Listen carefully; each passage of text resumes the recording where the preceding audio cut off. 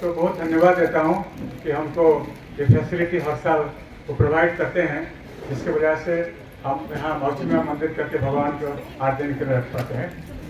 Next, मैं अपने कलिंग संस्कृति समाज को कमेटी प्रेसिडेंट सेक्रेटरी और सारे कमेटी को धन्यवाद देता हूँ कि मेरे को यहाँ बोलने के लिए मौका दिए।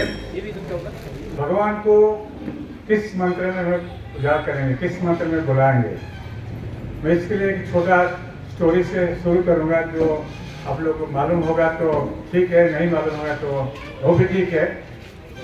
ये स्टोरी है एक छोटी बच्ची का, मैं भी 6-7 साल की उम्र की होगी।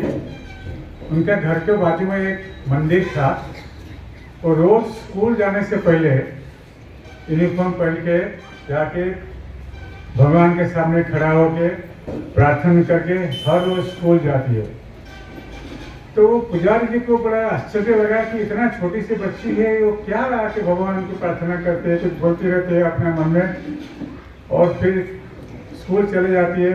तो एक दिन जब वो लड़की प्रार्थना कर रही थी तो पुजारी जी आके उनका पीछे खड़े हो गए और जैसे उसकी प्रार्थना खत्म हुई तो उसको पूछे, बेटी ये तो बताओ तुम क्या कर रहे थे? मैं भगवान को प्रार्थना कर रहा था, तो क्या कौन सा मंत्र तुम जप रहे थे? मन में तुम थोड़ा बोल रहे थे, कुछ क्या था वो मंत्र? तो वो पहले थोड़ा कुछ बोलने के लिए उसको संकोच हुआ, फिर पूछे नहीं तुम बताओ डरो मत, क्या मंत्र था? वो बोला ABCDEFGH यही मेरे को आता है। तो इसी मंत्र में भगवान को बुलाता था।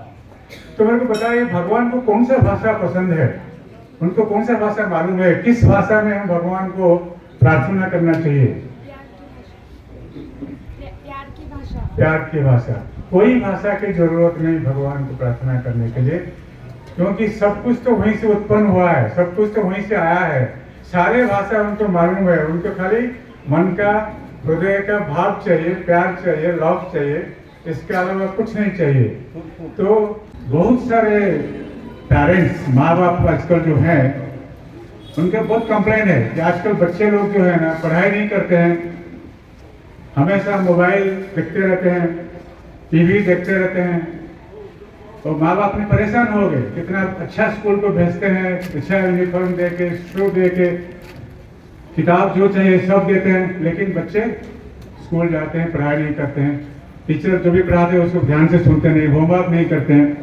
ऐसे हो रहे आप लोग के साथ होता है कि नहीं होता है? आजकल का समस्या ऐसे बड़ा समस्या है। खाली इतना ही नहीं, तो बड़े होने के बाद आजकल माँ बाप को पूछते भी नहीं है। कोई बाप माँ बाप बूढ़ा हो गए तो कोई छोड़ के अमेरिका चला गया, वापस आते हैं, सब नहीं, कोई कहते हैं ऐसे, तो 5 साल 10 साल में एक बार आते हैं। ऐसे ऐसे बहुत बड़ा कहानी आता है जो कि दुख देता है, मन में बहुत बड़ा दुख देता है कि ऐसे कितना दूर सच कितना दूर झूठ, वो मेरे को मालूम नहीं कि हम उसमें नहीं जाएंगे। लेकिन ऐसे में जो व्हाट्सएप में बहुत सारे मैसेजेस सर्कुलेट होता है। एक यंग मैन जो नौजवान जो अमेरिका से आया, उसका पिताजी चले गए थे, तब तक वहाँ की माँ को बोला कि माताजी अब ये घर का तो कोई जरूरत नहीं, तुम हमारे साथ चलो, वहाँ अमेरिका में रहोगे तो ये घर भी बेच देते हैं। तो घर पर बेच के माँ को लेके गए और एयरपोर्ट में बैठे, टाइम जो प्लेन छोड़ने का कुछ समय बाकी है, वो बोले कि माँ तुम बैठो, मैं टॉयलेट से आता हूँ। तो जो टॉयलेट गए वापस नहीं आए, वो प्लेन में बैठ के चले गए अमेरिका, वो बेचारी बुढ़ी औरत वहीं बैठ गई। तो ऐसे बहुत सारे चीज सुनाई देता है जो बड़े दुख की बात है। और माँ बाप जो अपनी औलाद के लिए इतना सेक्रीफाइस करते हैं, स्पेशली हमारे देश में, दूसरा कोई देश में इतना सेक्रीफाइस कोई नहीं करता। खुद भूखा रहेंगे, बच्चे को खिलाएंगे, खूब नंगे पैर चलेंगे, बच्चों को शू खरीद करके देंगे, जो ऑर्डिनरी साधारण कॉमन पीपल जो है। और कभी कभी तो स्पेशली जो माँ जो है मदर्स, उनका जो त्याग इतना बड़ा कि उस बारे में सोचते हैं तो आंख में आंसू आ जाता है। मैं कभी कभी टाइम पास के लिए नेशनल ज्योग्राफिक चैनल देखता हूँ, तो वहाँ जो पशु पक्षियाँ हैं, मदर फादर तो उसका दर्शन नहीं है, किधर भाग गया। वो माँ बेचारा जो कहीं मान लीजिए जाकर मतलब सुडाल है, वो कहीं से खा के आएगा अपने बच्चों के साथ उल्टी करेगा, फिर बच्चे खाए। पक्षी कुछ कीड़ा मकोड़ा अपनी चुंच में लेकर आके बच्चों को खिलाएगा। ये जो त्याग माँ का है, इसलिए हमारा कहते हैं कि जननी जन्मभूमि स्वर्ग गरीयसी। और इन दोनों के बीच में, जननी और जन्मभूमि के बीच में भी जननी श्रेष्ठ, जन्मभूमि से जननी श्रेष्ठ है, मेरा ओपिनियन है। जो भी मैं बनूंगा ये मेरी पर्सनल ओपिनियन। तो इसलिए आपको ये सच है झूठ है, क्योंकि हाँ हमारा भाई लोग बहुत ज्ञानी लोग हैं, फिर बोले कि भाई आप जो बताएं वो गलत है। तो इसलिए ये मेरा पर्सनल ओपिनियन है। आई फील कि जो मदर्स हैं वो अपनी जन्मभूमि से भी श्रेष्ठ है। तो ऐसे जो देवता जैसे माँ बाप को कभी नाराज नहीं करना चाहिए बच्चे लोगों का। तो मैं ये बोलना चाहूंगा आप लोग, ठीक है आप लोग अकेले नहीं है जो माँ बाप ऐसे फील कर रहे हैं कि हमारा बच्चे हमको नहीं पूछते हैं या हम जो बोलते हैं बात नहीं सुनते हैं। आप खाली यहाँ अकेले नहीं है, भगवान कृष्ण भी आपके साथ है, भगवान राम भी आपके साथ है। वो कैसे है मैं बताऊंगा कि ये लोग आपके साथ कैसे हैं। अहम सर्वभा प्रभाव मतम सर्वम प्रभावते इति मत्वा भजन्ते माम बुद्धा भाव समन्विते। इसका मतलब यही है कि सब कुछ मोर से उत्पन्न, from me everything has started. I am the origin, मैं ओरिजिन हूं, मेरे से सब कुछ शुरू हुआ है। जो भक्त ये समझ लेते हैं तो उनको समस्त पाप से मुक्ति हो जाता है। ओके, सब कुछ भगवान कृष्ण से शुरू हुआ है। उन्होंने भी यही बताया कि महाभारत आपने देखा होगा, जो बैटल फील्ड में कुरुक्षेत्र में अर्जुना और कृष्ण का डायलॉग चालू है, तो वहां भगवान कृष्ण ने अपने बारे में बहुत सारे बताया है, मैं कौन हूं। कृष्ण ये बताया कि ये अर्जुन का जो संदेह था वो संदेह दूर करने के लिए बहुत सारे बताए हैं। मैं इससे 2-4 श्लोक तो नहीं, इसका अर्थ बताता हूं। अर्जुन पूछते हैं, हे जनार्दन कृपया मुझे पुनः अपनी दिव्य महिमा के बारे में बताइए। कृष्णा बोलते हैं,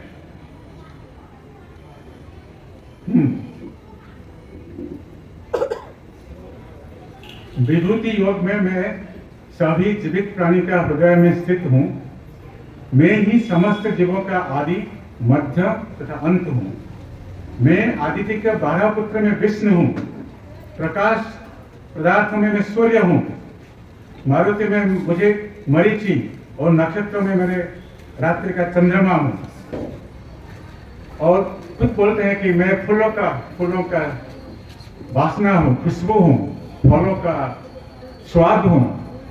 मैं पर्वत हूं, समुद्र हूं, सब कुछ हूं मैं। पर ऐसा कुछ नहीं है जो कृष्ण होते नहीं है। तो जो कृष्ण सब कुछ है वो आज हमारे सामने यहाँ जगन्नाथ के रूप में बैठे हैं। तो अभी मैं आपको दूसरा पूछूंगा, गीता क्या है? आप बहन आपके बताएंगे गीता के बारे में। गीता, भगवत गीता जो है, जैसे महाभारत युद्ध में जब दोनों पक्ष युद्ध करने के लिए तैयार हैं, तब श्री कृष्ण ने जो बताया अर्जुन को वही गीता है। उसको वेद व्यास ने लिखित भाव प्रकाश किए हैं। और हिंदू धर्म में गीता सबसे बड़ा धर्म ग्रंथ है। यहाँ जितने भाई बहन बैठे हैं, मैं आप लोगों को अपने ईस्टर भाई बहन को थोड़ी देर के अलग रख रहा हूँ। बाकी लोग जितने हैं प्लीज हाथ उठाए जिन्होंने गीता पढ़ा है। अच्छा, गुड। एटलीस्ट कुछ लोग हमारा भाई बहन गीता पढ़े हैं, और आई एम श्योर इस्कॉन का भाई बहन लोग तो गीता जरूर पढ़े होंगे। गीता ऐसा एक ग्रंथ है जहां भगवान कृष्ण ने अपनी जिंदगी कैसे हम गुजारे हैं इस बारे में बता के गए हैं। तो क्यों नहीं हम वो गीता को अच्छा तरह से पठन करके जो मार्ग भगवान कृष्ण ने दिखाया है उसी मार्ग में हम चलने की कोशिश क्यों नहीं करते? खाली गीता पढ़ देना इससे कुछ नहीं होता है। जैसे हमारा चाणक्य नीति में बताया गया है, पुस्तकस्था त्वया विद्या परहस्त कथम धनम, कार्य काले कुछ काम पे आते नहीं है। जो परहस्त पे धन, जो विद्या पुस्तक में खाली है, जब जरूरत पड़ता है तो काम पे नहीं आता है। अगर हम गीता पढ़ते हैं, गीता को समझना चाहिए, इसको कार्य में लगाना चाहिए। जो भगवान का उपदेश है उसको अपने जीवन में लगाना चाहिए। मैं आपको कुछ कठिन प्रश्न करूंगा, इसमें थोड़ा नाराज नहीं होना आपने। पिछले कई दिन एक हमारा जगन्नाथ मंदिर में राम कथा हुआ था, श्री राम कथा। एक प्रभु जी आए थे, 7 दिन के लिए श्री राम कथा हुआ। बहुत लोग आए थे, सब लोग बैठ के 7 दिन कथा सुने। मैं खाली एक आदमी, एक औरत चाहूंगा जो खड़ा होकर बोल सकते हैं कि 7 दिन में मैं ये सीखा और अपने जिंदगी में मैं उसको इस्तेमाल कर रहा हूं। कोई अगर एक बताया खड़ा हो कि हाँ कि मैं ये 7 दिन राम कथा सुना और वो जो सुना मैं उसको इस्तेमाल मेरा जिंदगी में कर रहा हूं। मोस्टली क्या होता है, हम प्रवचन सुनने के लिए आते हैं, एक बार सुनते हैं, दूसरे साइड से निकाल देते हैं। इसको एक सोशल इवनिंग जैसे हम लेते हैं, यहाँ से कुछ सीख के नहीं जाते हैं, कुछ साथ में लेके नहीं जाते हैं जिसको अपनी जिंदगी में हम इस्तेमाल करेंगे। ज्यादातर यही होता है। अगर आप लोग इसमें सहमत नहीं है, मैं तो पहले माफी देता हूँ, मैं जो भी भूल बोलूंगा मेरे को माफ कर देना। लेकिन मैं ही सोचता हूँ कि हम जाते हैं, बहुत कुछ सीखते हैं, सुनते हैं, कुछ कार्य में नहीं लगाते हैं। सही है? सही है। तो अभी आज क्या करेंगे, मैं तो कोई प्रवचक नहीं हूं ना, कोई प्रीचर प्रवचक, जो भी आप बोलो, साधारण आम आदमी हूं। मैं जो भी बोलूंगा उससे अगर कुछ आपको अच्छा लगे उसको थोड़ा याद रखना और उसको काम पे लगाना। मैं आज का जो हमारा प्रवचन है या ये डायलॉग है, मोनोलॉग नहीं कि मैं बताऊंगा आप सुनोगे, ऐसा नहीं है। मैं बोलूंगा, आपको पूछूंगा, ये पार्टिसिपेटिव डिस्कशन रहेगा। तो आज का एक पहला उपदेश मेरा रहेगा कि प्लीज सब लोग गीता पढ़िए और गीता में भगवान जो बताए हैं उसको काम पे लगाइए। ये सारे अंधविश्वास जो है वो गीता में कहीं नहीं है। आप it's the best book that one can read is Bhagavad Gita. Okay, लेकिन एक प्रश्न आता है कि हम लोग क्यों फॉलो नहीं करते हैं इसको। इसका भी एक छोटा सा श्लोक बताऊं कि आप लोग सबको मालूम होगा। जैसे बोलते हैं कि जानामि धर्मम न च मे प्रवृत्ति, जानामि अधर्मम न च मे निवृत्ति। इसका अर्थ क्या है कि ये महाभारत का सिलसिला में है। जब दुर्योधन को पूछा गया कि भाई तुम इतना अधर्म काम क्यों करते हो, वो वही बोला कि धर्म क्या है मैं जानता हूं, मेरे को मालूम है, जाना में धर्म न से मैं प्रवृत्ति, लेकिन इसको करने के लिए मेरा प्रवृत्ति नहीं, इच्छा नहीं होता है। अधर्म क्या है ये भी मेरे को मालूम है, लेकिन I can't help it, I keep on doing it. मैं संभाल नहीं पाता अपने को, तो अधर्म काम करता रहता हूं। तो फिर ये बोलता है कि केनापि देव हृदय स्थितेन यथा नियुक्त अस्मि तथा करोमि। कोई एक देव देवता मेरा हृदय में बैठ के मेरे को जैसे बोलते हैं करने के लिए मैं ऐसा करता हूं। तो अर्जुन को भी यही प्रश्न पूछा गया, वो भी बोले वही कि जाना भी धर्म, मैं जानता हूँ धर्म क्या है, जानता हूँ अधर्म क्या है, बट मैं यही, मेरा भगवान कृष्ण की ही प्रार्थना है कि हे ऋषिकेश, त्वया ऋषिकेश हृदय स्थितेन यथा नियुक्त अस्मि तथा करोमि। ये भगवान कृष्ण, तुम मेरा हृदय में बैठ के मेरे को जैसा गाइड करोगे मैं वही करूंगा। तो हम लोग को यही है, हम अच्छा क्या बुरा क्या हमको अच्छा तरफ से मालूम है। झूठ बोलना महापाप। हजारों में 999 पीपल झूठ बोलते हैं। हम जानते हैं, हमारा गीता ये बोलता है कि झूठ बोलना महापाप है। जितने अधर्म हमको मालूम है, जितना धर्म हमको मालूम है, लेकिन हम अधर्म काम करते रहते हैं। तो इस सबसे मुक्ति मिलेगा, एक ही रास्ता, प्लीज गीता पढ़िए और गीता का हिसाब से चलिए। एक अनुभव आपके साथ शेयर करूंगा। नेवी में था, इंडियन नेवी में। नेवी छोड़ने के बाद प्राइवेट सेक्टर में एक कंपनी में काम कर रहा था, बॉम्बे में, एक्सपर्ट कंपनी। तो हमारा कंपनी ने एक ट्रेनिंग देने के लिए एक आदमी को बुलाया था। हमको करीब 20-25 सीनियर लोगों को एक रिसोर्ट में लेके हमारा ट्रेनिंग, वो लोग ट्रेनिंग कुछ दे रहे थे। वो एक प्रश्न पूछे,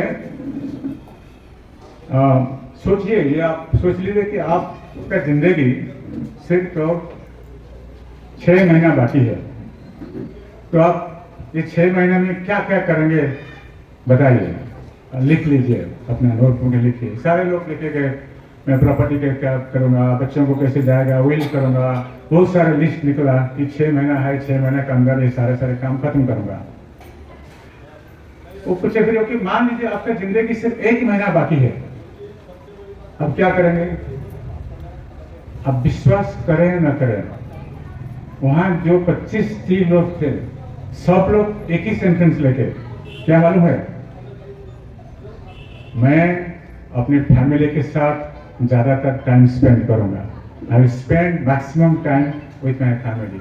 100% लोग जो उपस्थित थे, ऐसा कोइंसिडेंस कि सारे लोगों को ये सबसे बड़ा काम लगा कि अपना फैमिली के साथ टाइम देने का है।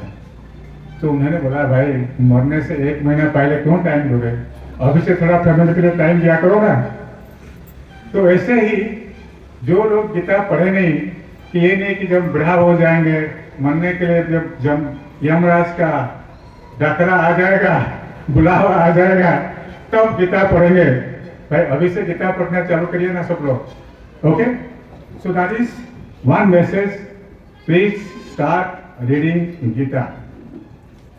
Okay, so let's me go to the next topic.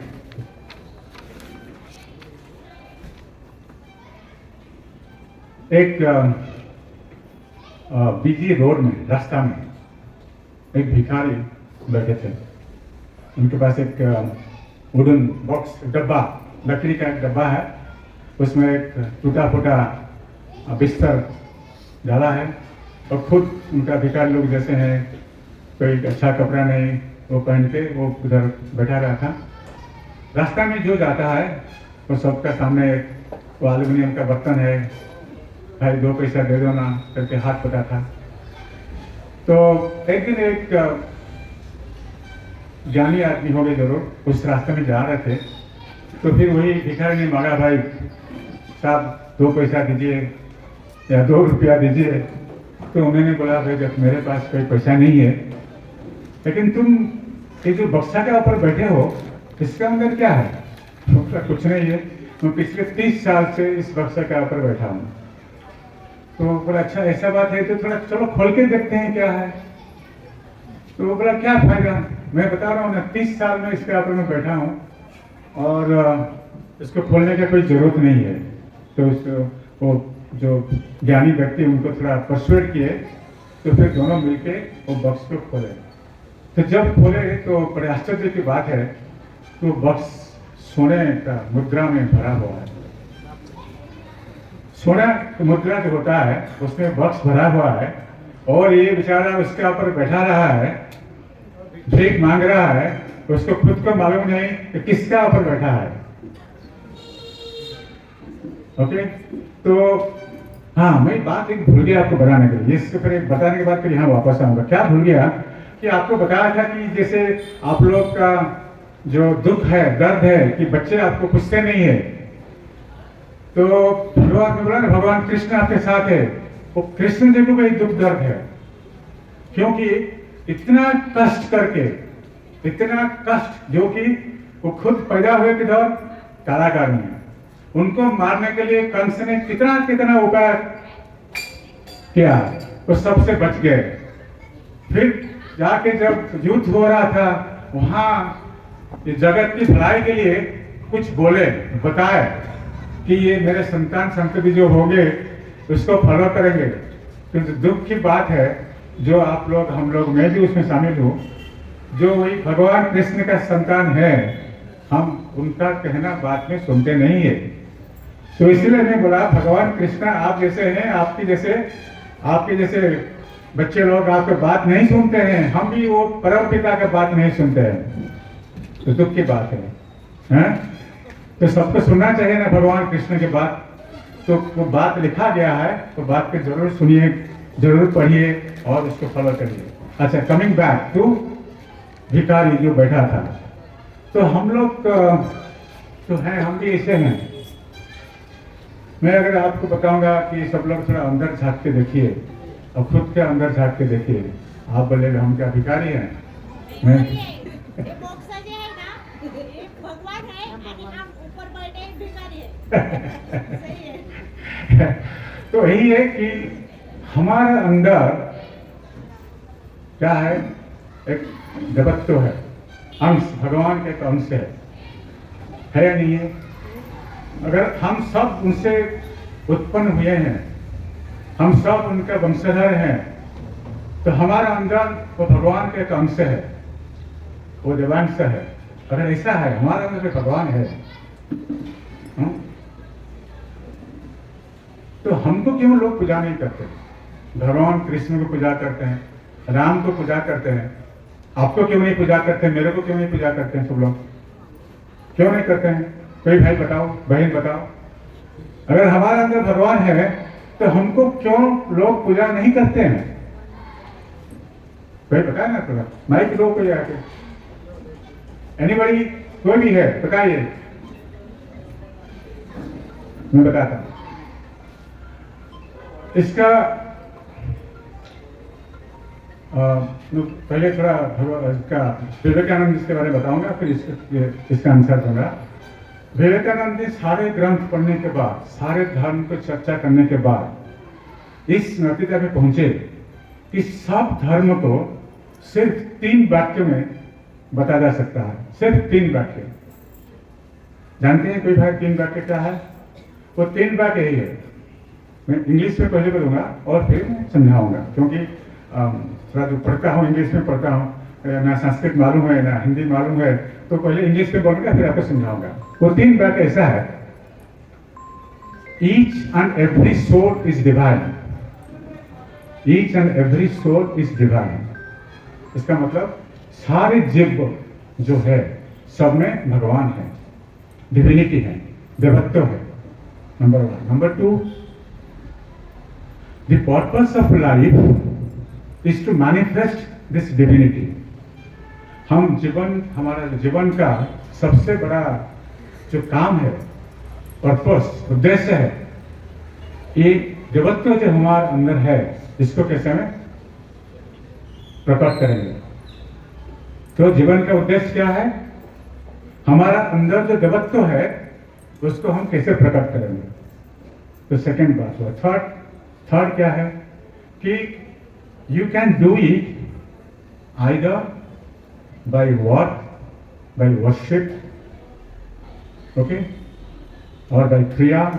जो 4 योग हैं, भक्त योग, भक्ति योग, कर्म योग, ध्यान योग और राजयोग। 4 हुआ नहीं हुआ? कर्म योग, भक्ति योग, राजयोग। तो ये जो 4 योग है, इससे कोई एक को लो या एक कॉम्बिनेशन करके लो, उसको अच्छा तरह से फॉलो करो, देन यू कैन, आपका जो देवत्व है अंदर, उसको आप प्रकट कर पाएंगे। मैं इसके बारे में बताऊं कि थोड़ा आपको उदाहरण देके बताऊंगा कि एवरी सोल इज डिवाइन।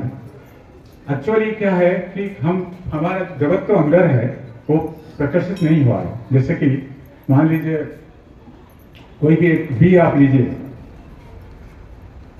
वो बी का अंदर एक बड़ा पेड़ है, उसको अगर आप वो बी को जमीन में डालेंगे, इसको पानी देंगे, खाद देंगे, तो वो बी एक बड़ा पेड़ होगा। एक बी से, एक सीड से हजारों पेड़, हजारों जंगल, फॉरेस्ट हो सकता है, लेकिन वो बी को ये मालूम नहीं है, वो जो सीड है उसको मालूम नहीं कि इसका इतना पोटेंशियल है, इसका इतना ताकत है कि इस एक सीड एक जंगल क्रिएट कर सकता है, सारा पृथ्वी को कवर कर सकता है। लेकिन जब हम इसका पोटेंशियलिटी, जब हम इसमें पानी देते हैं, खाद देते हैं, इसको मिट्टी में डालते हैं, तब जो प्रकट होता है इसको बोलते हैं मैनिफेस्टेशन।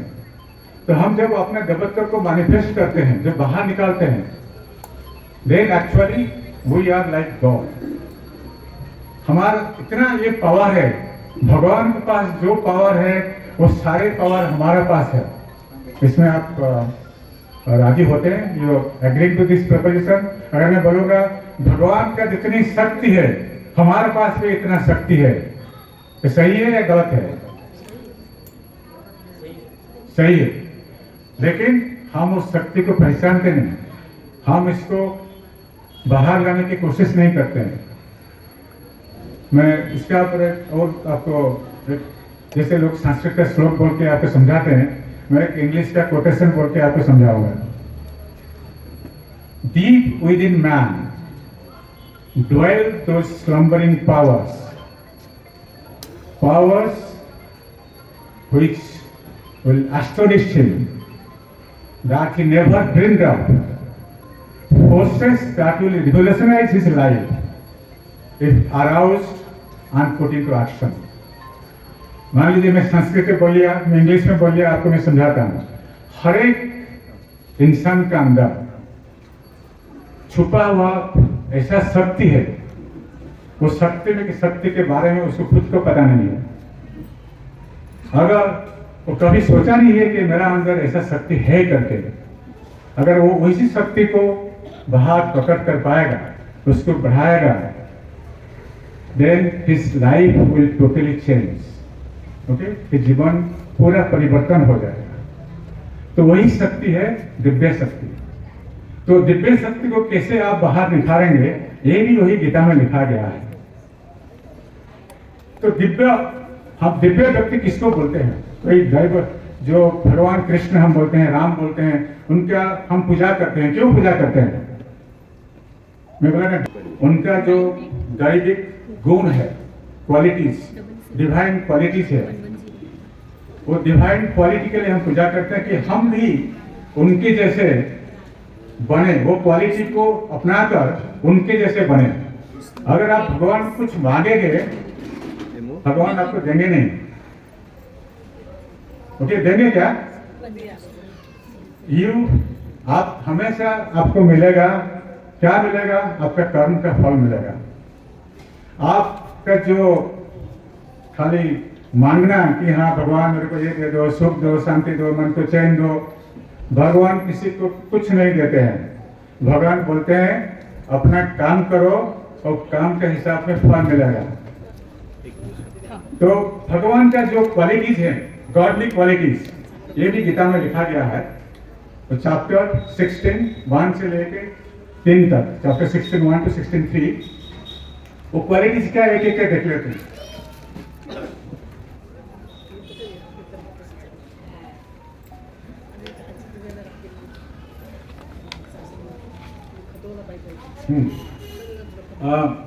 क्वालिटीज गीता लिस्ट किया है 26 क्वालिटी जो भगवान का दैविक क्वालिटी है, गुण है, तो 26 है, 26। पहला है, एक एक करके देखिए, कोई इसमें कष्ट नहीं है, इट्स नॉट डिफिकल्ट कि हम वो क्वालिटी हम अपना नहीं पाएंगे, ऐसा कुछ नहीं है। फर्स्ट, निर्भयता, फियरलेसनेस, किसको डरने का नहीं है, नंबर 1। हो सकता है हम ऐसा कर सकते हैं कि किसी को डरेंगे नहीं, वो स्टेट कुछ भी कर सकते हैं, लेकिन ये स्टेट को आने के लिए बहुत कुछ करना पड़ेगा। आप जब कुछ आधार न करेंगे, असत्य न करेंगे, कुछ झूठ न बोलेंगे, तब ऐसा होगा कि आप कुछ को डरेंगे नहीं। महात्मा गांधी इसको नहीं डरते थे, वो सबके पास में हमेशा चलते थे, किसी को उनका डर नहीं था। तो हम जब ऐसे स्टेट को आएंगे तो हमको हमारा निर्भयता आएगा। नेक्स्ट इज नंबर 2, निर्मल हृदय। निर्मल हृदय क्या होता है? जैसे कि आप लोग ये सारे प्रवचन जो करते हैं बताते हैं, मैं फिर भी थोड़ा आपको बदल देता हूँ कि मान लीजिए एक सरोवर है, एक लेक है, और लेक का अंदर या आपका घर में एक अच्छा पुष्करणी है, आपने वहाँ एक मैरीन पार्क, जहाँ जो मैरीन पार्क मतलब जो देखे होंगे ना, समुद्र का अंदर जैसे जीव जंतु है रहते हैं, तो आपने ऐसे बनाया है। अगर वो पुष्करणी, वो पॉन्ड जो भी है, अगर उसका जल शुद्ध नहीं होगा, अगर मडी होगा, आपको वो नीचे जो अच्छे चीज हैं वो दिखाई नहीं देगा। अगर पानी में लहरी रहेगा, रिपल्स, तो भी आप देख नहीं पाएंगे।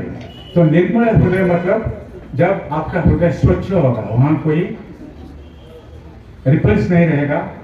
रिपल्स मीन्स लहरी, और कुछ मड़ी नहीं रहेगा, कोई स्वच्छ रहेगा। समझ नहीं आया, मैं थोड़ा इसको हिंदी में एक्सप्लेन करने के लिए कभी कभी थोड़ा मुश्किल जाता है। ओके, दिव्य ज्ञान आहरण, दिव्य ज्ञान आहरण जो करता है।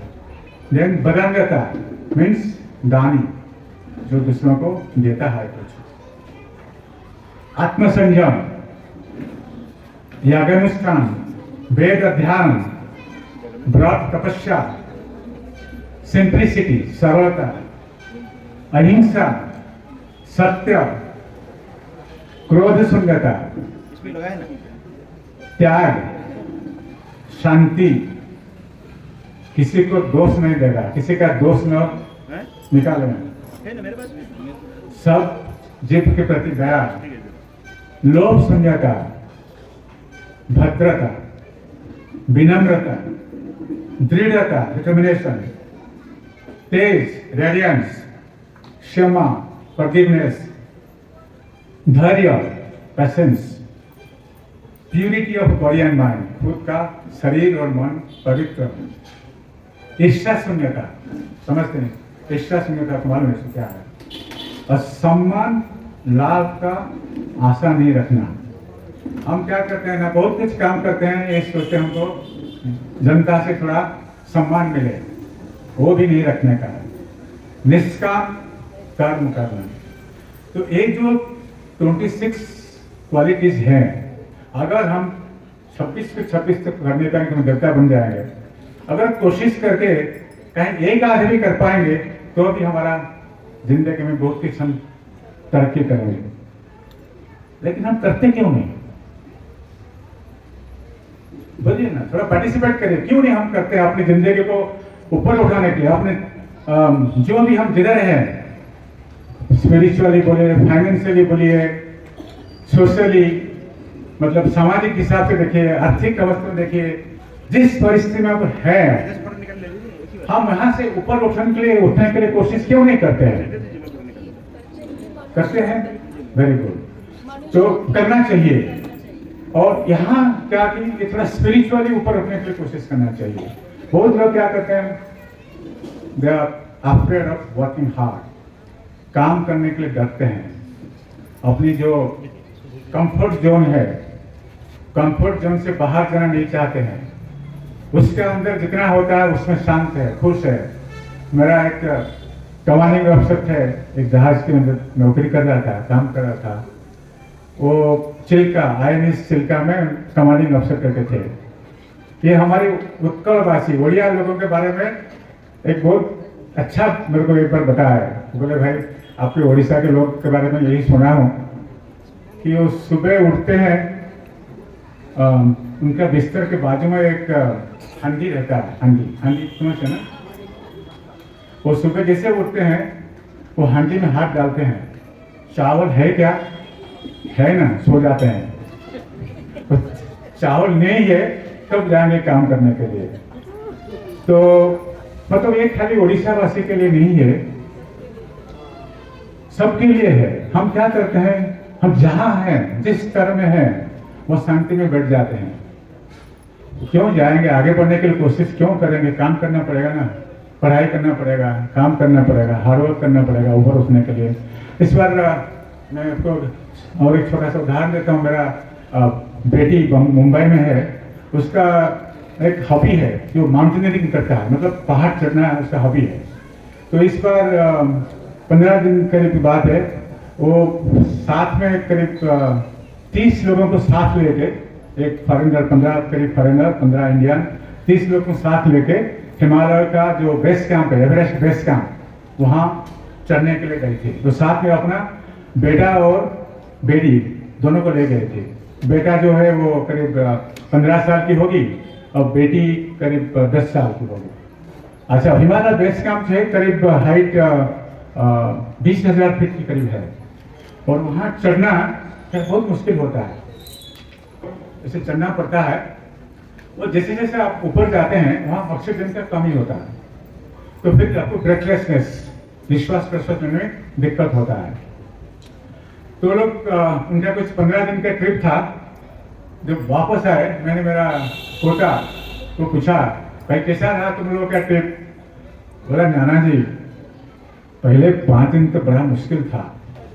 मेरा क्या हुआ ना, वो चढ़ना 20,000 फीट पर जाना, चढ़ के उसमें सर दर्द होता था, सांस लेने में दिक्कत होता था, घुटने में तो तकलीफ होता था, बहुत मुश्किल हुआ। फिर आगे क्या हुआ ना, लास्ट 3 दिन जो है ना बहुत मजा आया। क्यों कि हम नीचे आ रहे थे।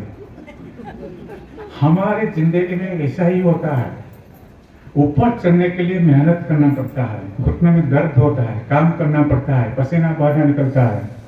लोग बोलते हैं कौन करेगा ये सब? जहाँ है ना, भगवान को 2 रोटी दिए हैं, चावल दिए हैं, उसमें खाओ पियो संतुष्ट रह जाओ। क्यों ऊपर चढ़ने के लिए कोशिश करेंगे? क्यों इतना मेहनत करेंगे? और नीचे जाना बहुत आसान है। आज आप इधर हैं, अगर आज निष्पत्ति लेके भाई लोग नीचे जाना क्या है, टाइम नहीं लगता है। कुछ भी एक मदद कर दो, कुछ भी एक खराब काम दुष्कर्म कर लो, नीचे चला गया आदमी सर। तो ऐसा है जिंदगी में कि ऊपर उठने के लिए थोड़ा मेहनत करना पड़ता है। थोड़ा ऐसे काम करते हैं, जैसे ब्रह्म कुमारी में होता क्या करते हैं वो लोग, ब्रह्म कुमारी बीच बीच में वो लोग क्या करते हैं, 1 मिनट या 2 मिनट का मेडिटेशन करते हैं। कोई भी उनका चालू है कार्यक्रम, जो भी चालू रहता है, थोड़ा 2 मिनट का मेडिटेशन रहता है। तो हम क्या करते हैं, 2 मिनट का थोड़ा मेडिटेशन करते हैं, फिर आगे बढ़ेंगे। अगर हमारे अंदर देवत्व है और हमको मालूम है कि देवत्व क्या है, और जो 26 क्वालिटी 26 गुण है, हम अभी उसको देख लिए, तो उसको न करने का जो हमारा स्पिरिचुअलिटी में जो लिखा हुआ है, उसका 4 कारण है। 4 कारण क्या है? अविद्या, इग्नोरेंस, विद्याहीनता, मूर्खता। देन चंचल मन, जो मन है वो हमेशा इधर उधर भागते रहता है। थर्ड इज ईगो, अहंकार। एंड फोर्थ इज हमारा जो इच्छा शक्ति रहता है, अभी ये चाहिए, कल वो चाहिए। ये 4 चीजें जो है वो प्रतिबंधक है। जो देवत्व हासिल करने का जो 4 प्रतिबंधक है, ये हुआ क्या? अज्ञान, अंधकार, मन का चंचलता, ईगो, अहंकार और डिजायर। अगर इन 4 को हम वशीभूत कर पाएंगे तो हम भी देवता बन सकते हैं। तो इस बारे में देखते हैं, एक एक करके देखते हैं। अज्ञान, अंधकार जो है तो क्या है, इसके बारे में छोटे छोटे स्टोरी है, सबको शायद मालूम होगा, मैं रिपीट कर देता हूँ कि एक बार 10 लोग जा रहे थे, कोई तीर्थ यात्रा में जा रहे थे, और जंगल क्रॉस करने के बाद एक नदी आया। तो नदी के किनारे जाके देखे कि उस तरफ कैसे जाएं, कोई नौका वगैरह कुछ है ही नहीं। तो फिर उन लोगों ने ऐसे करते हैं, कुछ पेड़ वगैरह काट के एक राफ्ट, भेड़ा, क्या बोलते हैं राफ्ट को हिंदी में क्या बोलते हैं? भेड़ा नहीं, हाँ, एक भेड़ा बनाते हैं जिसके ऊपर बैठ के हम नदी क्रॉस करेंगे। तो बना एक छोटा सा भेड़ा, उसके ऊपर बैठे और लेकिन नदी का जो स्रोत इतना प्रखर था, तो थोड़ी देर जाने के बाद वो बिखर गया और सब फिर नदी में गिर गए और अपने अपने तैर के जाके उस तरफ पहुंचे। फिर आके एक जगह मिले, तो फिर वही आया प्रश्न, भाई हम लोग सब आके यहाँ पहुंचे या नहीं पहुंचे, ना कोई डाक फिक्र गुम हो गया। तो एक आदमी उनका जो हेड था, सब लोग लाइन में खड़े हो जाओ, मिलिट्री में जैसे काउंट होता है, जैसे काउंट करते हैं 1 2 3 4 5 6 7 8 9, अरे 9 लोग तो हम है, 10वां लोग तो कहाँ गया, डूब गया किधर। तो फिर दूसरा बोला, अरे तुम कुछ गलती कर रहे हो शायद, मैं काउंट करता हूँ।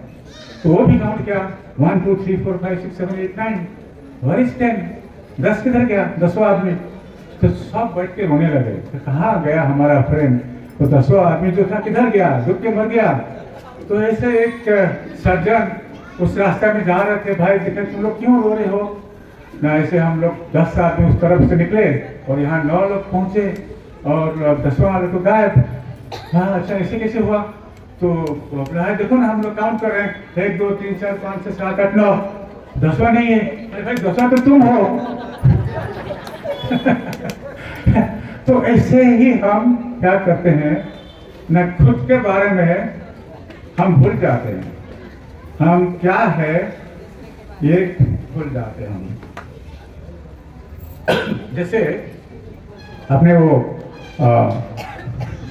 अभी मैं थोड़ा इंग्लिश में पूछूंगा, हिंदी बना कर, मस्त गियर का हिंदी क्या होता है, कस्तूरी हिरनी मुर्ग, कस्तूरी हिरनी या कस्तूरी मुर्ग होता है जो, वो उसका नाभि में वो कस्तूरी रहता है, बहुत सुगंध है, लेकिन उसको खुद को मालूम नहीं कि वो इधर है करके। जब वो खुशबू निकलता है, वो ढूंढता रहता है कहाँ से खुशबू आ रहा है, वो भागता रहता है इधर उधर जैसे पागल जैसे भागता रहता है, कहाँ मिलेगा वो खुशबू। इतना भागता है कि कभी कभी खुद को इंजोर भी कर देता है, लेकिन वो मिलता नहीं है। हम भी ऐसा है, भगवान हमारे अंदर है, सारे सुख शांति हमारे अंदर है, हम भागते रहते हैं भिखारी जैसे, 2 पैसा दे दो भाई, ऐसे भागते भागते जिंदगी निकल जाता है, लेकिन वो सुख चैन शांति धन संपत्ति जो सारे कुछ है हमारे अंदर है, वो हमको नहीं मिलता क्योंकि हम उसको पहचानते नहीं हैं। तो ये इग्नोरेंस को दूर करने का है। जैसे सत्संग, सत किताब, अच्छा किताब पढ़ना, तब जाके कोई अच्छा गुरु, फालतू गुरु के पास मत जाना, राम रहीम ऐसा आसाराम बापू ऐसे लोगों गुरु के पास आप कभी नहीं जाना। जो गुरु अच्छे हैं, जो सही आपको विद्या दे सकेंगे, उनके पास जाइए, थोड़ा अच्छा सीखिए। नेक्स्ट इज चंचल मन चंचल होता रहता है, इसके लिए क्या करेंगे, क्या कोई उपाय है भाइयों बहनों सज्जनों? मेडिटेशन। और क्या मालूम है, जब भगवान कृष्णा महाभारत में बोलते हैं, अर्जुन को बताते हैं मेडिटेशन के बारे में, अर्जुन बोलते हैं भगवान मन बहुत चंचल है, कितना भी मैं कोशिश करता हूँ वो इधर उधर भटका रहता है, इज बियॉन्ड माई, मेरा पॉसिबिलिटी के बाहर, मैं तो कर नहीं पाता हूँ, क्या करूँ? भगवान ने वहाँ एक अच्छा श्लोक में अर्जुन को बताया है, असंशयम महाभाव मनः दुर्विग्रहम चलम अभ्यासना तु कमतय वैराग्य रहते। हे अर्जुन, 2 ways, 2 रास्ता है जिसको तुम अगर फॉलो करोगे तुम मन का चंचल को बस कर पाओगे। वो 2 रास्ता क्या है? अभ्यास और वैराग्य, डिटैचमेंट, रिनाउंसिएशन। अभ्यास करिए, नहीं होगा, मन भागते रहेगा, लेकिन आप अभ्यास करते रहिए। रोज सुबह उठे, थोड़ा प्राणायाम मेडिटेशन करिए। अगर मन भाग रहा है तो भागने दीजिए, लेकिन आ जाएगा, बस में आ जाएगा। तो एजिटेशन जो है, ये हमारा विजन, जो भगवान को देखने का जो दृश्य है उसको वो बंद करता है, तो इसको मेडिटेशन द्वारा हम बस कर पाएंगे। Then the third thing is ego, अहंकार। वो क्या होता है? ईगो अहंकार क्या होता है? कोई बताए हुए पार्टिसिपेट करेंगे ना, मैं कोई पंडित नहीं हूँ, कोई बताया ना ईगो क्या है, अहंकार क्या है, कैसे वो हमको भगवान को देखने से दूर में रखता है। युग अहंकार ऐसा है कि हम जैसे भगवान की संतान है, भगवान सबका अंदर है। हम जब ये महसूस करते हैं क्या कि श्री कृष्ण गीता में बोले हैं, यो पश्यति वही यो मां पश्यति सर्वत्र सर्वं च मयि पश्यति तस्याहं न प्रणश्यामि स च मे न प्रणश्यति। यो हम पश्यति सर्वत्र सर्वं च मयि पश्यति तस्याहं न प्रणश्यामि स च मे न प्रणश्यति। जो मेरे को सब में देखता है और सबको मेरे में देखता है, मैं कभी उससे दूर नहीं होता हूँ, वो मेरे से कभी दूर नहीं होता है। तो भगवान का कहते यही है कि वो सब में है, लेकिन हम क्या बोलते हैं कि मैं अलग हूँ, ओके, मैं ये दुनिया से अलग हूँ, मैं उनके साथ नहीं हूँ, है ना। ये है अहंकार। तो हमारा पार्लियामेंट बिल्डिंग में एक लाइन लिखा हुआ है, वसुधैव कुटुंबकम। ये एक अच्छा श्लोक से लिया गया है। अयम कहती मेरा ठीक याद नहीं आ रहा है, मतलब मैं जो खुद अपने को अकेला समझता है, दूसरे से अलग समझता है, ओके, वो दुनिया उसके सपोर्ट से कभी भगवान उससे कभी सपोर्ट नहीं करते हैं। हमारा जो सनातन धर्म का, हिंदू धर्म का जो वैल्यू है, नीति है, वो है वसुधैव कुटुंबकम। तो सारे वसुधा एक कुटुंब है। तो आप जब खुद को अलग समझोगे तो आप भगवान से दूर हो जाते हैं। तो इसलिए जो अहंकार से दूर आइए। हाँ, अयम निज परभेति गणना लघुचेतसम उदार चरित नाम तो वसुधैव कुटुंबकम। तो सारे वसुधा को एक कुटुंब मान के चलिए। और इसे छोटे छोटे कहानी बताते जाऊंगा। एक आदमी जो अच्छा आदमी था, इसका संसारिक जीवन खत्म होने के बाद मर गया। तो भगवान ने उनको पूछा, भाई तुम कहाँ जाओगे? हेवन में, स्वर्ग में जाओगे या नर्क में जाओगे? तो बोला, भगवान मेरे को तो दोनों मालूम नहीं है, मुझे पहले दोनों दिखा दीजिए, मेरे को जो अच्छा लगेगा मैं वहीं जाऊंगा।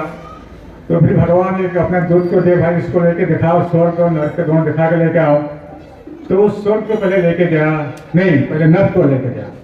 तो नर्क में क्या देखा क्या देखा कि सारे लोग मरे हुए जैसे, उनका खाली हड्डी और चमड़ा है और कुछ नहीं है। और देखा कि बहुत सारे लोग इकट्ठे हुए हैं और बीच में अच्छा स्वादिष्ट खाना रखा गया है और कोई खा नहीं पा रहे हैं, क्योंकि उनका हाथ में वो 4 फुट लंबाई का स्पून बंधा गया है। स्पून मतलब चम्मच, 4 फुट लंबा है, तो यहाँ से लेके आगे 4 फुट तक जाता है। और एक हाथ में और एक मान लीजिए फोर या कांटा या चमचा जो भी एक बना गया है। तो वो वहाँ से उठाते हैं लेकिन खा नहीं पाते हैं, वहाँ तक आता नहीं। तो इसलिए सारे भूखे रह के पूरा सूख गए हैं, मरने वाले हैं। तो उनका हालत ऐसा है। तो फिर वो जो दूत था भगवान का, उनको लेके हेवन, स्वर्ग के पास लेके गया। बताए सारे लोग मौज मस्ती कर रहे हैं, हृष्ट पुष्ट है और सबका सामने ऐसे खाना भी रखा है। तो अरे बोला ये कैसे संभव है? उनका लग भी खाना है, इधर भी खाना है, उनका हाथ में भी वो चम्मच बंधा हुआ है, वह लोग वैसे सुखा दुखा है, मरने वाले हैं और ये लोग इतना आनंद में हुश हैं। तो जब दूध बताया, अब थोड़ी देर खड़ा रह के देखिए, तो वो क्या कर रहे हैं, एक दूसरे को खिला रहा है और दूसरा इसको खिला रहा है। तो यहाँ जो आप दूसरों को देंगे वो आपको ही मिलेगा। अगर आप दूसरे को कुछ देना नहीं चाहते हैं तो आपको कुछ भी नहीं मिलेगा। तो जो भी आपके पास है उसको शेयर करिए। तो दुनिया ही ऐसा है, आप पहले देंगे तो आपको मिलेगा, न देंगे तो कुछ नहीं मिलेगा। ये सोचो कि मैं सारे कुछ ले लूंगा, किसी को कुछ दूंगा नहीं। ये सारे संसार में भगवान ने अपर्याप्त ऐश्वर्य रखे गए हैं। आपको जितना ऐश्वर्य चाहे सब ले सकते हैं, लेकिन खाली आप सेल्फिश मनोभाव लेके खाली अपने लिए लेंगे तो कुछ नहीं मिलेगा। अगर सबके भलाई के लिए लेंगे तो सब कुछ मिलेगा। ओके, तो टाइम क्या, 39। ओके, और एक कहानी बताता हूँ आपको। एक आदमी उसके छोटा बेटा के साथ कुछ पहाड़ का 2-4 पहाड़ है उसके बाजू में चल के जा रहा था। छोटा बेटा 10 साल 15 साल के बेटा है। तो जाते जाते वो बेटा का पैर के नीचे एक छोटा सा पत्थर आ गया। तो बेटा ने वो लड़का ने कर चिल्लाया। तो जैसे चिल्लाया तो फिर उसको दूसरा कहीं से आवाज आया, वो भी करके आवाज आया, 2-4 आवाज आया। उसे बहुत गुस्सा आया, अरे मेरा पैर में दुखता है, मैं पत्थर के ऊपर चढ़ गया, मैं बोलता हूँ और लोग मेरे को यहाँ क्रिटिसाइज कर रहे हैं, वो भी वहाँ कोई खड़ा होकर बोलता है। उससे पूछा, गुस्सा में आके बोला, कौन है तुम? तो वहां से फिर उत्तरा, तुम कौन हो तुम? तो ये उसका गुस्सा और आगे बढ़ गया, तुम बहुत खराब आदमी हो। वो भी तुम भी बड़ा खराब आदमी हो। तो उसका पिताजी जो थोड़ी दूर में थे, आगे उसका बेटे के कंधे में हाथ देखे, बेटा लेट मी एक्सप्लेन इट, मैं आपको तुमको समझाता हूँ। ये जो है ना, ये प्रतिध्वनि है। हम जो बोलते हैं वो बाहर से जाके टकरा के वो आके हमारे पास फिर सुनाई देता है। और यहाँ एक पहाड़ नहीं, एक के बाद पहाड़ लगा हुआ है। तो इसलिए तुम एक बोलते हो तो 4 आवाज वहां से आता है। तो जिंदगी में भी ऐसे होता है। आपने उसका पिताजी फिर करके दिखाया, वो बोला हेलो, तो वहां से आवाज आया, हेलो हेलो हेलो, आप बहुत सुंदर है। वो भी आवाज आया बार बार, आप बहुत सुंदर है, तुम बहुत महान हो। वो भी आवाज आया, तुम बहुत महान हो। तो बेटा को समझाया, बेटा जिंदगी ऐसा है, हम जो देते हैं वो मल्टीप्लाई होके हमारे पास वापस आता है। अगर हम गाली देंगे हमको गाली आएगा, हम किसको सम्मान देंगे तो सम्मान मिलेगा। तो प्लीज देना शुरू करिए, आप जो देंगे भगवान उसको मल्टीप्लाई करके आपको वापस देगा। जय जगन्नाथ महाप्रभु की जय।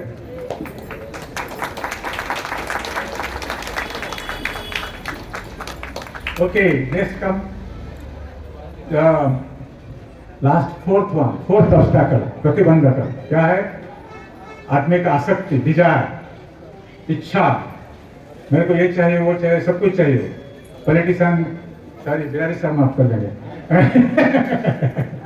ये अच्छा आदमी है। पॉलिटिशियन वो है जो क्या करते हैं, सारे चाहे तो देश को लूट के अपने खजाना जो है उसमें डाल देते हैं। तो सबका इच्छा कि मैं सारा ले लूं। अच्छा, तो इसके बारे में एक ये इच्छा शक्ति कैसा प्रबल है, कैसे आदमी को गलत रास्ते में ले जाता है, इसके बारे में भी आपको बताता हूँ। एक ऑल फॉर ए लंगोटी कंपनी तो एक ऋषि का बात है ये कि क्या हुआ, एक ऋषि महाराज गांव घूम रहे थे, वो भिक्षा लेके अपना खाते हैं, फिर सबको सद्वाणी सुनाते हैं। एक पारिवारिक आदमी वो जिंदगी में बड़ा तंग आ गया, आके पहुंचा ऋषि के पास, भगवान मैं संसार में तंग आ गया हूँ, मैं त्याग कर रहा हूँ सब कुछ, मैं आप मेरे को भिक्षा दीजिए, मैं भी आपके जैसे भिक्षु बन के जीवन यापन करूँगा। सो वो ऋषि महाराज का दया आया तो उसको कुछ सिखाए और बोले बाबा तुम कहीं उसके लिए छोटा सा कुड़िया बना दिए, कहीं रुको और रोज जाके कुछ भिक्षा ला के फिर खाना पीना रहना, भगवान के नाम लेते रहना, मैं फिर आऊँगा कि देखूंगा तुम्हारा क्या हो रहा है। इतना बोल के वो महाराज चले गए। तो वो जो व्यक्ति था उसने क्या कहते, उसके पास सिर्फ 2 वस्त्र था, एक कोपनी था और एक स्वेटर था, एक रखा तो धो के सुखाता था और एक पहनता था। तो एक दिन ऐसा हो कि एक चूहा ने, सुना गया कहानी फिर भी बता देता हूँ, कि चूहा ने वो जो सुखाए थे जो कोपनी उसको काट लिया। तो अभी एक बच गया जो उसको पहन के जाते थे भिक्षा लाने के लिए, उसी को पहन के गए और जाके फिर सब ग्रामवासी को बताया भाई ऐसा ऐसा मेरा हुआ और चूहा ने मेरा कोपनी काट लिया। तो ग्रामवासी ने बोले देखिए भगवान महाराज हम तो रोज आपको नया कपड़े दे नहीं पाएंगे, रोज आपका चूहा ऐसे कटेगा, फिर हम क्या करेंगे, आप एक काम करो तो चूहा के लिए एक बिल्ली हम देते हैं, इसको ले लो वो बिल्ली अगर रहेगा तो चूहा कभी आएगा नहीं ना, आपका कौफ नहीं कटेगा। तो महाराज बिल्ली लाके अपने आश्रम में आ गए। तो बिल्ली पर आने के बाद देखे कि उनका जीना हराम हो गया, मेडिटेशन तो दूर की बात है। वो बिल्ली खाली म्याऊं म्याऊं होता रहा खाना खाने के लिए, वो खाना फिर कहाँ से लाएंगे। उस दिन कैसे तो विदाई नेक्स्ट डे जाके गांव में पहुंचे, अरे भाई लोग आपने तो बिल्ली दिया, वो बिल्ली फिर म्याऊं म्याऊं करता दूध के लिए, मैं कहाँ से दूध ला के दूंगा। वो गाँव वाले फिर बताया क्या महाराज जी आप हम तो आपको रोज का रोज दूध नहीं दे पाएंगे, आप एक काम करें, एक गाय हम देते हैं, ले जाओ, वो गाय रखिए, वो गाय रोज का रोज दूध देगा, आपको बिल्ली को खिलाए। तो वो महाराज जी गाय लेके आए, तो गाय तो आ गया, फिर गाय के लिए घास कहाँ से आएगा, गाय क्या खाएगा। तो फिर ऐसे ऐसे देखा गया कि वो गांव लोग ने उनको दान करते गए, कोई जमीन दिया, फिर आके एक बड़ा फार्म बन गया। महाराज जी जैसे हमारा रामदेव जी हैं 10,000 करोड़ का उनका संपत्ति है, तो उनका भी ऐसे बहुत बड़ा फार्म, बहुत लेबर लोग आके काम करने लगे। तो फिर कुछ दिन के बाद वो जो सन्यासी थे जो उनके भिक्षा लेके गए थे वो वापस आए। तो आके वही पहुंचे तो देखा वो प्रिया प्रिया तो और कुछ नहीं, वहाँ महल खड़ा है और इतने सारे लोग काम कर रहे हैं। वो बड़ा शायद वो आदमी कहाँ भाग गया। तो जाके फिर एक आदमी जो काम कर रहा था उससे पूछे भाई वो ऐसा एक आदमी यहाँ था तो किधर गया। बोला तो यही है। तो गुरु जी का आवाज़ जैसे सुना वो आदमी भाग गया। वो गुरु जी का भी शास्त्र पढ़ने पर क्या तो गुरु जी देखिए अरे बाबा ये सब क्या तुम्हारा है। हाँ गुरु जी ये सब तो मेरा है। तो गुरु जी बोला अरे बेटा एक छोटा सा टोकन के लिए ये सारे समस्या में तू फंस गई। तो आदमी का ऐसा रहता है डिजायर, एक टोकन के लिए एक आदमी फिर संसार का बंधन में पूरा फंस गया। तो वो बंधन से बाहर निकलना इतना आसान नहीं होता है। मतलब जो वर्ल्डली पोजीशन उसको छोड़ना, भगवान का नाम लेना वो सबसे बड़ी बात होता है। तो ये रहा चार, जिनको अगर हम ये चारों चीज को संभाल लेंगे तो क्या होगा, फिर भगवान का दर्शन कर पाएंगे, जो अंदर है उसका दर्शन कर पाएंगे। अरे 47 मिनट हो गया और 2-4 मिनट में मैं खत्म कर देता हूँ ताकि हम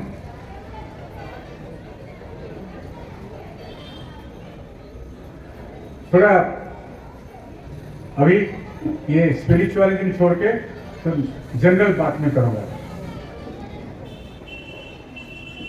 भगवान ने आदमी को जो हमको जो बनाया, मानव जाति को बनाया, हाउ हम लोग कैसे दूसरे लोगों से अलग हैं, जो बाकी जीव जंतु हैं उनसे हम कैसे अलग हैं, हमारे पास क्या क्वालिटीज है जो हम दूसरे से अलग हैं। क्या है? इंटेलिजेंस। एक तो हमको भगवान ने सोचने का शक्ति दिया है, हम सोच सकते हैं जो दूसरे लोग सोच नहीं सकते हैं। सोचने के बाद हमको जो बुद्धि दिए हैं कि अच्छा क्या बुरा क्या उसका बुद्धि दिए हैं, है ना, जो दूसरे लोगों के पास नहीं है। तीसरा क्या है, हमको इच्छा शक्ति, चॉइस, कि हमेशा हमारे मन में बहुत सारे थॉट्स आता रहता है, सोच आता रहता है, हम इसको चुन सकते हैं। हम हमेशा मन में अच्छा सोच, पॉजिटिव थॉट्स सोच सकते हैं, नेगेटिव थॉट्स दूर कर सकते हैं। ये जो सोचने का, चुनने का अधिकार खाली हमारा पास है, वो दूसरे लोग के पास नहीं है। तो ये जो हमारा माइंड है, the mind is the most powerful instrument that we have got. Most powerful instrument जो हमारे पास है, हमारा माइंड। अगर हम माइंड को कंट्रोल कर पाए, इसको सही जगह में काम पे लगा सके, तब हम ऊपर कुछ भी हम हासिल कर सकते हैं, है ना। अगर वही माइंड गलत रास्ते में जाता है तो फिर हम बर्बाद हो जाते हैं। तो भाइयों और बहनों, मैं कुछ एक दो शब्द अंग्रेज में बोल के खत्म करूंगा, फिर बस समझा के खत्म करूंगा। यू आप लोग सब, you are the master of your thoughts, the molder of your character, and the maker and shaper of your condition, of your environment and destiny. मतलब इसका ही है कि आप इंडिविजुअल, आप सब, you are the master of the thought. आपका जो सोच है, उस सोच का आप मास्टर हैं।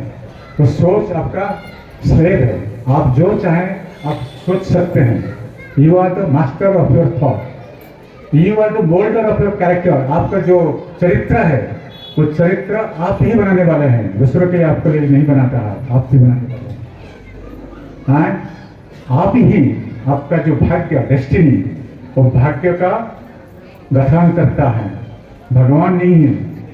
भगवान आपको हमेशा सहायता करेंगे, रास्ता दिखाएंगे, लेकिन काम आपको करना पड़ेगा। तो अभी भगवान के ऊपर हमेशा निर्भर न करके, हमारा सोसाइटी में कई चीज बताना चाहता हूँ, फिर बताना भी नहीं चाहता हूँ कि लोग फिर गुस्सा करेंगे कि ये क्या बता रहे हैं। क्या हम बोलते हैं कि उड़िया में हमारे बात करीब कराओ ठाई में ही मोटू नहीं अन्य कहते नहीं। भगवान बोलते हैं कि मैं ही सब करता हूँ, सच है, मेरा बिना और कुछ नहीं है, सो भी सच है। लेकिन भगवान इसके साथ आपको ही बोलते हैं, भाई आप भी कुछ करो। आप बोले कि मैं यहीं बैठे रहूंगा, मेरा मुंह में आके खाना गिरेगा, वो नहीं होता है। You shall always get what you deserve, not what you wish. आप जो चाहते हैं वो आपको कभी नहीं मिलेगा, आप जो डिजर्व करते हैं वही खाली आपको मिलेगा। तो इसलिए अपना कर्म करिए, कर्म ही सब है। थैंक यू, बहुत बहुत धन्यवाद।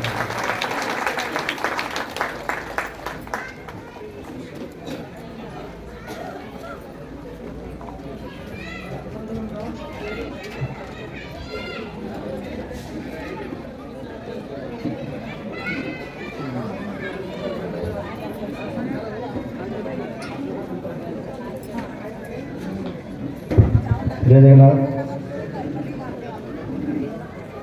बहुत बहुत धन्यवाद हमारे गुरु और कैप्टन रत्नाकर बारिक सर को। सर का बहुत सारा अच्छा मार्गदर्शन मिला और हमारा पर्सनल लाइफ में इसको हम लोग रिकवर करके आगे हमारा लाइफ को इजी करें और इसी तरह आगे बढ़ते जाए। जोरदार तालियां।